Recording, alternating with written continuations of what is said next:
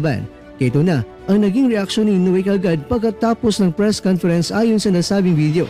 Ayon, hindi raw naman pala magaling si Casimero kaya nawala na siya ng gana at doon natawa ang media sa naging kasagutan ni Inoue. Kaya naman ito ang mahalagang katanungan. Totoo nga ba na sinabi ito ni Inoue o di kaya'y edited lang?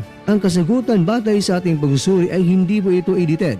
At ito po talaga ay sinabi mismo ni Inoue na hindi siya nagalingan ni Casimero kaya hindi na siya interesado pa na labanan si Casimero. Pero batay sa ating pananaliksik, ang videong ito ni Inoue ay hindi po ito dated September 9, 2024 at ang pahayag ni Inoue dito ay hindi rin po ito sagot sa banat ni Casimero pagkatapos ng kanyang press conference. Kaya alam niyo ba kailan ang petsa ng nasabing pahayag ni Inoue?